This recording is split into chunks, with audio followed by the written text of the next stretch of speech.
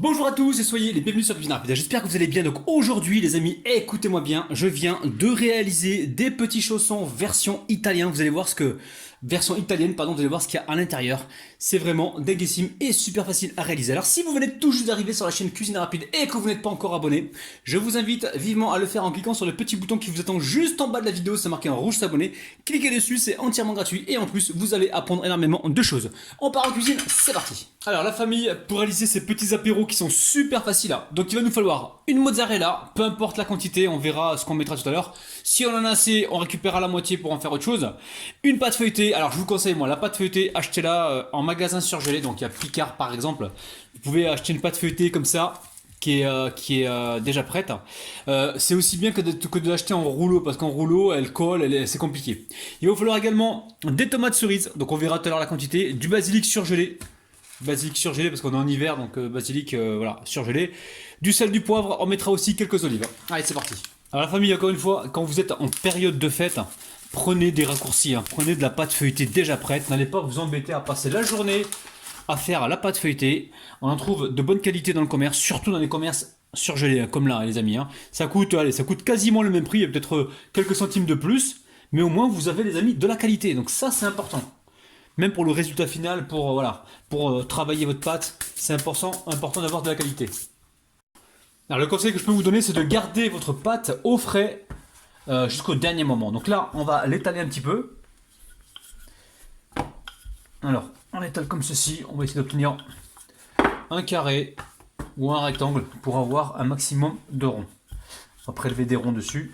Alors l'objectif, c'est pas de faire quelque chose de trop fin, les amis. Je vais vous montrer. Donc là on l'a étalé, bon, c'est quelques millimètres les amis, vous avez vu. Alors ici je récupère un cercle, vous allez me dire combien de centimètres il fait le cercle. Après les amis, vous n'êtes pas obligé de faire comme moi, faites avec ce que vous avez dans la maison. Donc 8 cm de diamètre, d'accord, pour ceux qui veulent savoir. Donc là je détaille des ronds, et à chaque fois je viens comme ça, fariner un petit peu le contour là pour éviter que ça colle. Allez, on va continuer. Et avec la pâte qui va rester, les amis, je vais la réétaler pareil pour refaire des ronds. On ne gaspille rien chez Rabinou. Donc là, ça y est, on a nos ronds. Vous récupérez ici, voilà, un pinceau ou une petite brosse. Vous enlevez l'excédent de farine. Les amis, vous me suivez là? Ok, alors une fois qu'on a fait ça, bon, on va tout mettre de côté. Vous inquiétez pas pour ça, la pâte feuilletée, parce qu'aujourd'hui je vais faire plusieurs recettes. Donc ça, je vais le rassembler tout à l'heure avec le restant de l'autre pâte feuilletée pour vous enchaîner des recettes apéro. Pour les fêtes de fin d'année, vous avez été nombreux à m'en réclamer. Donc aujourd'hui, franchement, je vais vous montrer comment moi je fais, mais uniquement avec les choses que je trouve dans mon frigo en fait. Je vais pas acheter des choses exprès. J'ai par exemple de la mozzarella. J'ai quoi? J'ai des olives. Attendez, je vais chercher, hop là, mon papier pour essuyer. Voilà, la mozzarella là, hop là, je l'essuie comme ça pour retirer un maximum d'humidité. Vous avez vu les amis? Une fois qu'on a fait ça, on récupère ici un couteau et on va se couper. Vous voyez bien les amis? Hop là, on va se couper des rondelles. Donc là, hop, vous voyez ce que vous voyez les amis? Là on se coupe des rondelles.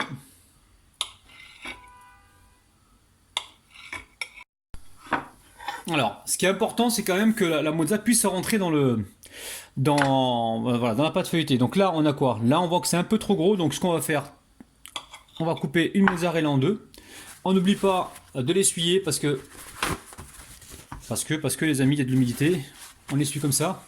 Je dépose ici ma mozzarella, donc en bas. On va essayer d'épouser la forme, voilà, voilà, parce qu'on va la replier. Donc, on va épouser la forme du rond.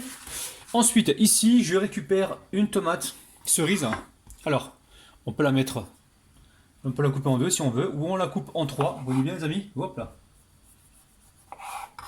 Alors, là, je vais en positionner donc deux ici, par exemple. Je récupère mon basilic. Il est où mon basilic? Basilic surgelé, il est là. Donc, les amis, basilic surgelé. Ah, on va s'organiser. Si vous avez du frais, prenez du frais, il n'y a pas de problème. Alors, ce qu'on peut faire avec le basilic, justement pour éviter de le gaspiller, parce que là, le trou il est énorme, j'ai peur d'en faire trop tomber. Bon, je pense qu'on va faire ça. Et à chaque fois, je vais aller le déposer au congélateur pour éviter qu'il ne décongèle. Donc, on a fait ça. Ici, je récupère le poivre. Un petit peu de poivre. Voilà.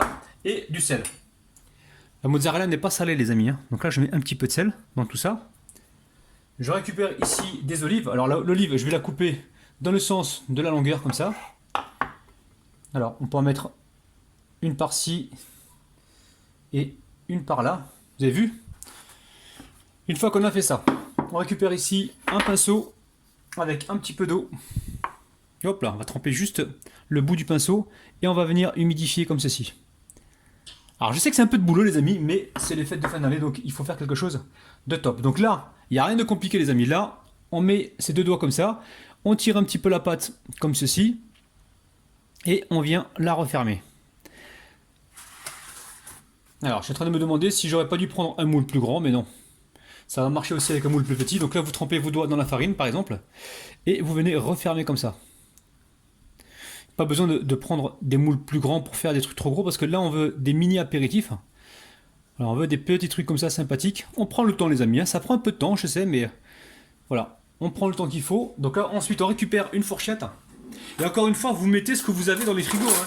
Moi je vous ai fait aujourd'hui une version italienne, avec du basilic, avec de la tomate. Après vous faites une version de ce que vous voulez, hein, ce que vous avez. Donc là regardez, avec la fourchette je finis de souder. Ensuite, ici sur le dessus, je vais faire juste un petit trou, voilà, pour laisser donc l'humidité s'échapper. Ensuite, je récupère une plaque.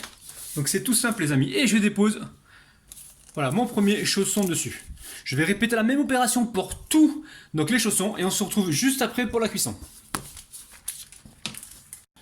Alors, vous pouvez toujours tirer comme ça votre pâte si vous pensez qu'elle est trop petite, hein, les amis, hein, d'accord? Vous voulez tirer un petit peu pour gagner de la place. Bon les amis, je sais pas si je vous fais 3 recettes d'un coup ou alors si je vous fais plusieurs recettes que je poste rapidement plusieurs fois par jour. Je sais pas, je suis encore en train de me poser la question. Alors dites-moi en bas dans les commentaires si vous préférez que je vous fasse des séries de 3 recettes concernant les apéros, ou alors une recette que je poste rapidement et puis ainsi de suite. Parce que des fois quand on en fait 3 et que si la vidéo est longue, vous n'allez pas avoir le temps de tout voir. Donc les amis, ici j'ai un jaune d'œuf avec 2 cuillères à soupe de lait et je viens donc dorer mes petits chaussons. Donc petits chaussons italiens pour les fêtes de fin d'année les amis, vous allez voir, vous allez faire des heureux et des heureuses. Après dessus vous pouvez saupoudrer avec des graines de lin si vous voulez, des graines de sésame, c'est vous qui voyez les amis. Du thym, enfin il y a 1001 choses que vous pouvez faire dessus. Alors des graines de pavot, tiens. Alors moi j'ai des graines de pavot les amis, je crois que je vais en mettre dessus. Tiens. Ah oui. Les graines de pavot. Alors dites-moi en bas dans les commentaires si les Italiens utilisent beaucoup de pavot ou pas. C'est vrai que faire des chaussons comme ça, les laisser tout nus comme ça, non j'ai pas envie. Il faut que je les habille avec... Ouh, je parle bien moi. Il faut que je les habille avec des graines de pavot. D'ailleurs j'en ai acheté. Et il faut que je les utilise parce que sinon ça va... comment dire, ça va pas pourrir mais... il va falloir que voilà. Donc j'arrête de parler les amis. Hein. Hop là, je mets ça dans ma main comme ça. Et je vais faire des... Je sais pas si j'en mets juste dessus ou si je fais des petits traits comme ça. Ouais, ça peut être sympa des traits comme ça. Hop là. Alors là, j'ai préchauffé le four à 170 degrés. Et je pense qu'on est parti pour une petite cuisson d'environ moins de 15 minutes, les amis. Là, il faudra vraiment surveiller. Donc je vous dirai le temps exact. Peut-être 180 degrés, je vais voir comment elle va réagir cette pâte feuilletée. Parce que comme elle est de meilleure qualité que celle qu'on trouve dans les grandes surfaces roulées. Là, vous voyez les pâtes feuilletées déjà étalées. Donc là, je pense que celle-là va prendre peut-être un peu plus de temps. Mais on aura un résultat final très acceptable. Voilà. Je vais y oublier celui-ci. Allez, je vais pouvoir enfourner. Hop là.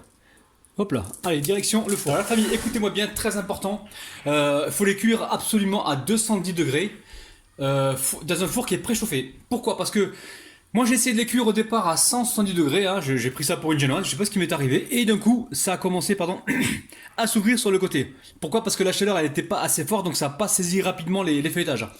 Donc le conseil que je vous donne, 210 degrés, préchauffez votre four et enfournez vos feuilletés, comme ça vous n'aurez pas de problème. Bon, là il y en a quelques-uns qui se sont ouverts, pas de panique, hein. Regardez, je me brûle. Bon c'est pas grave, c'est pour le plaisir de mes abonnés, vous les faites rentrer, ils n'ont rien à faire dehors, vous leur dites, hein, vous avez rien à faire dehors, vous restez dedans, d'accord?